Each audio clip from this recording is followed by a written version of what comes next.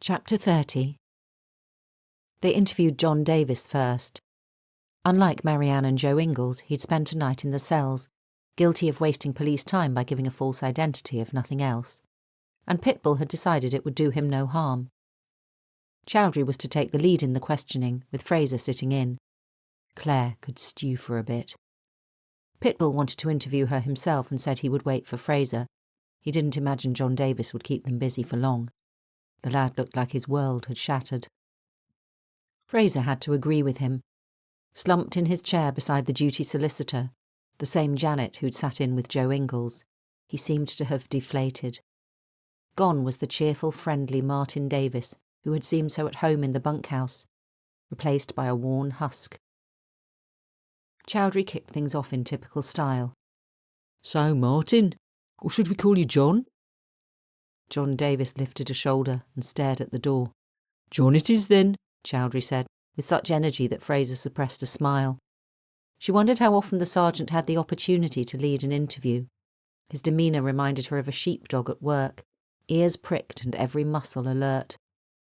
"There's some chronology we need to get straight here. Why don't you talk us through what happened on the afternoon that Anna Price disappeared?" Davis's eyes strayed briefly from his contemplation of the door towards Chowdhury. "Why? You know I didn't kill her." "Unfortunately we don't, John. Whatever may or may not have happened up at the Devil's Chair, we have a lot of facts about your behaviour that don't add up, and we have a witness in the interview room next door who swears that you killed Anna and lured her up to the hill to get rid of her because she knew too much." That shot him upright in his chair. "She's lying. Ask her." He gestured at Fraser. "She was there. She heard what Claire said. Claire asked me to meet her there, not the other way round." "Well, maybe if you talk us through it, you'll be able to prove that. At the moment, all we've got is two people telling different stories and precious little forensic evidence to decide between you."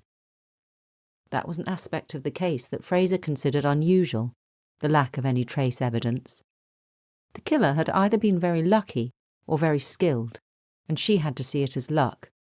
Claire did not strike her as a practised murderer.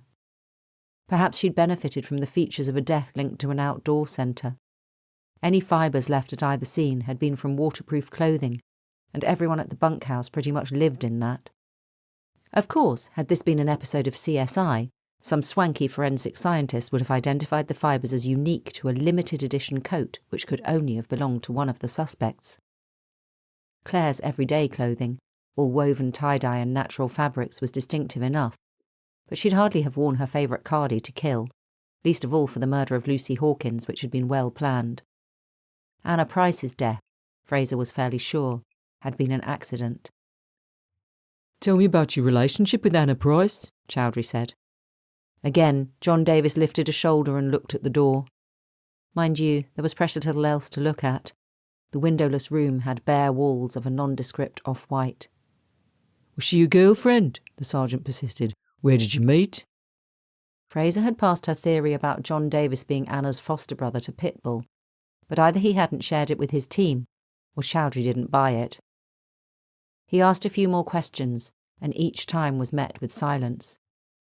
In the end, the needling seemed to get to Davis. "Why don't you find out for yourself, Mr. fucking know-it-all?" The solicitor cast a look at him, not unsympathetic, but a little weary. Fraser sat forward. Her head still felt like it had rocks in it, and every bone ached, but apart from that, a couple of hours' sleep had worked wonders. "John, if you don't want to talk to us, can I tell you a story and we can take it from there?" "I'm not a fucking child." The swearing didn't suit him. She preferred the cheery, freckled face he'd presented as Martin Davis. "Anna Price was adopted as a baby," Fraser said. "When she was about 10, her adoptive parents fostered a boy, a year or so older, with a view to adoption. They felt it would be good for her to have a sibling. For whatever reason, although the boy lived with them for 4 years, they failed to adopt him, and eventually he went back into care. He disappeared from the system when he was 16. It was tempting to ask how she was doing so far, but it seemed too much of a cliché. Given his background, the boy did well for himself. I don't know how, but he got himself through A-levels, got himself a professional qualification. He must have worked very hard, and it must have taken a lot of courage. Nothing about his demeanour changed, but she was aware of his fingers twitching against his elbow, his arms tightening a little across his chest. And at some point, he decided to track his foster sister down. Maybe he heard about the death of their parents, his foster parents. Maybe he didn't even know about that, but he wanted to find her. And he found her in Shropshire, working at Church Stretton Primary School. There are over 30 firms of surveyors in the West Midlands. Maybe he applied to every single one until he got a job. But he got one in the end, in Ludlow. Found a flat in Craven Arms. Got in touch with his foster sister. She waited a second or two.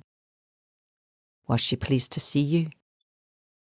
He tore his eyes away from the door, and as they met Fraser's, they were deep with anguish. All they ever cared about was her, Mum and Dad. That's what they said I should call them, until they got bored of me. Was that what happened? They got bored with you? He shrugged and bit at the side of his thumbnail. Did Anna get bored with you? No. We were close. We used to message each other and stuff, after I left. It was her encouraged me to get my exams. So, my story was wrong? Fraser said. Beside her she could feel Chowdhury twitching with suppressed energy, but he was doing well holding it in. She'd give him back the reins soon. You and Anna stayed in touch all that time. Did you see each other? Sometimes. Not much. Neither of us had any money. It was her idea I came here, after college. When was that? Chowdhury said. His tone was less aggressive, but Davis still jolted at the sound of his voice, and his face became truculent again. About 3 years ago. I got the job at Hoffman's and worked for my professional exams there.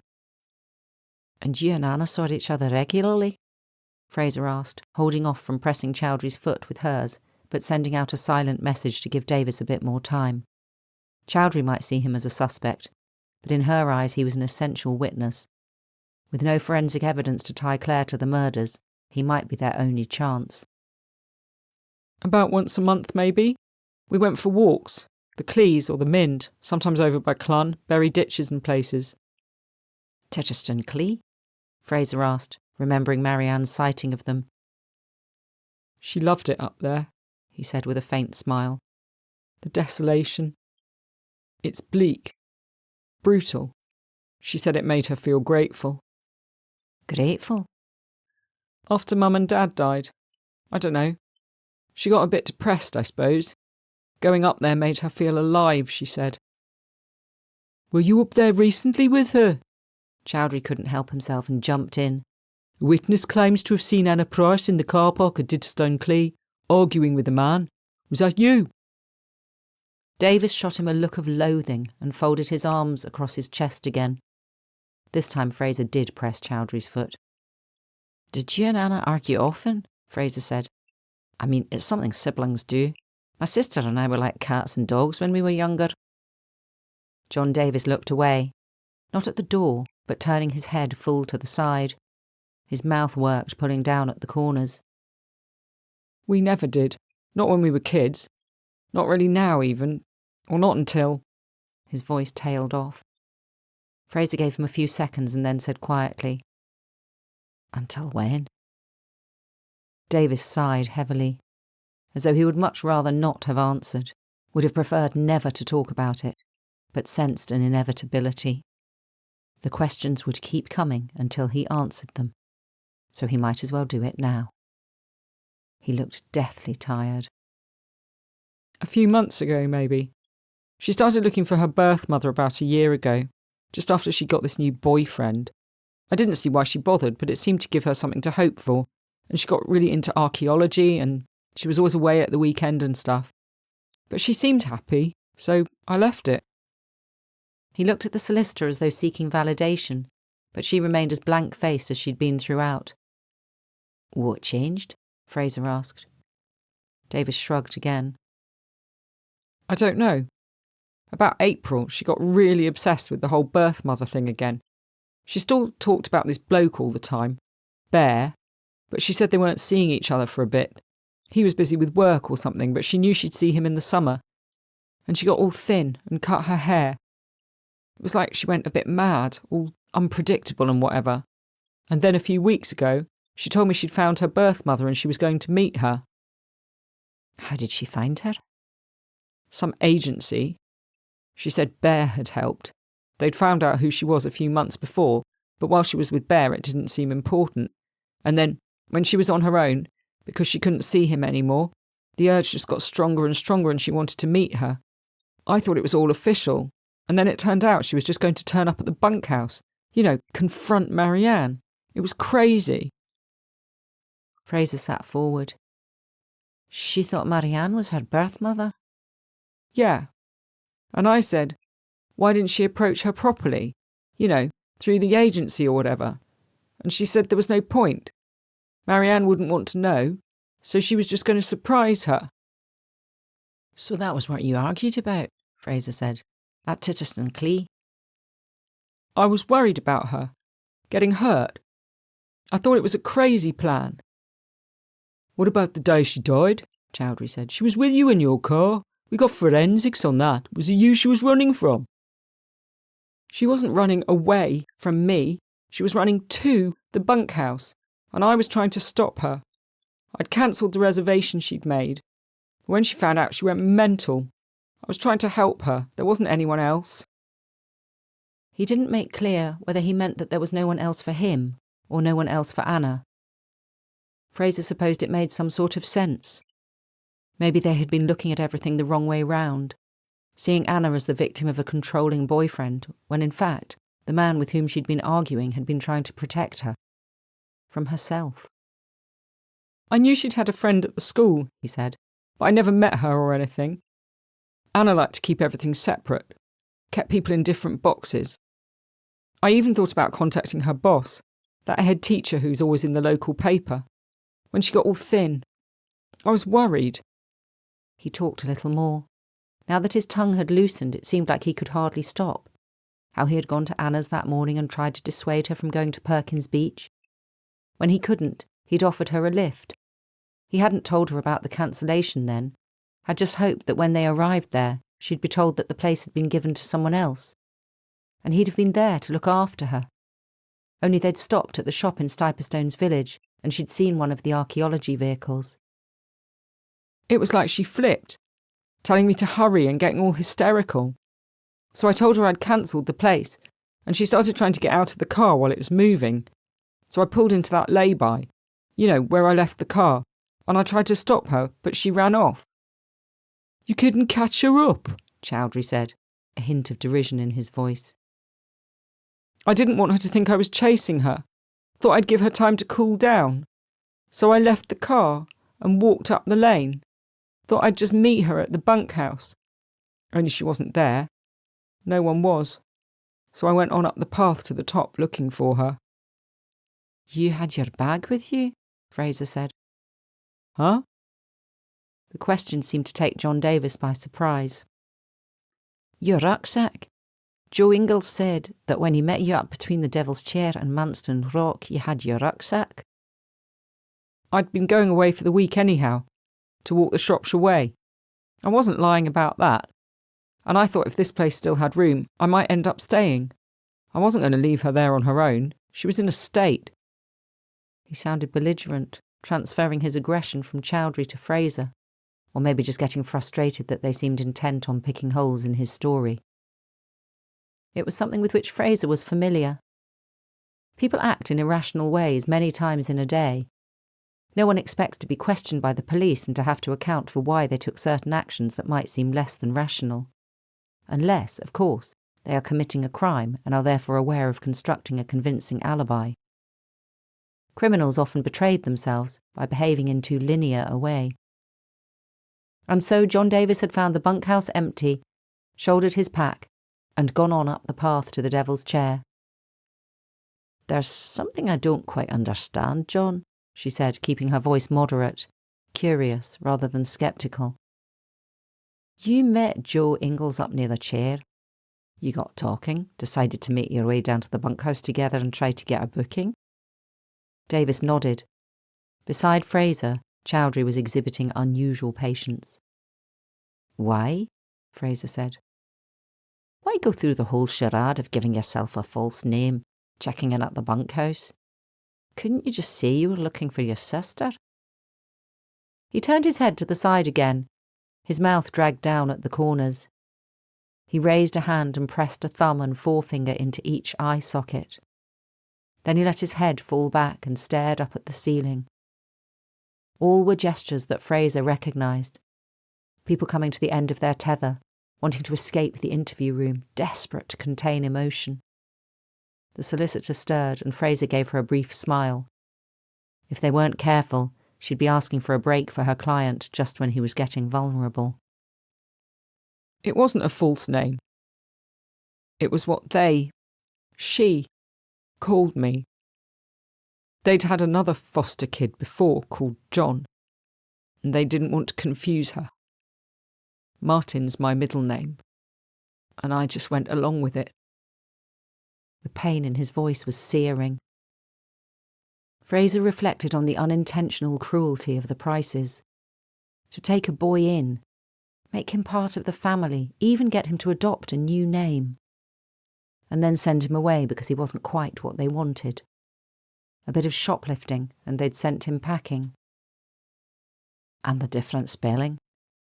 Martin with a Y, Davis with an E. He shook his head as though sure that they wouldn't believe him. The corner of his mouth twitched upward. A leaky pen, that was all.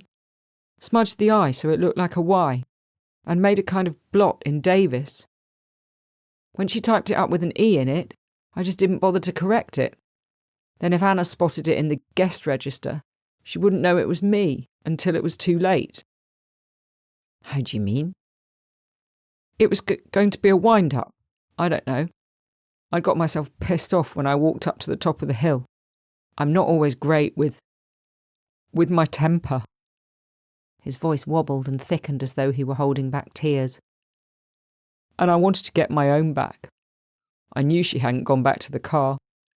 I'd have passed her, so I thought she must be somewhere in the nature reserve. If I'd known the dig was on Green Hill, I probably would have figured she'd gone over there. I thought it would be a laugh if she turned up at the bunkhouse thinking she got rid of me and then found I'd booked myself in. But she didn't turn up, Fraser prompted. Davis shook his head. I wasn't worried at first, and then when it got to evening, I thought maybe she'd come back down that path from Lower Farm and got a bus back. She wasn't answering her phone, so I guess she was pissed off with me. And then I found out the archaeologists were staying, and I thought I might find out about that bear bloke, if they knew him or whatever. Figured I'd hang out for a couple of days, see if she turned up. And I wanted to check Marianne out, the magic birth mother. Resentment flared in his voice again. Fraser shot Chowdhury a look, silently asking for a few more seconds' forbearance. She had one more avenue she wanted to explore. He raised an eyebrow at her, nodded imperceptibly. Davis's attention was still on the ceiling. "Joan, did you ever suspect that Anna might be gay?" His head snapped back into place, eyes directly on hers now.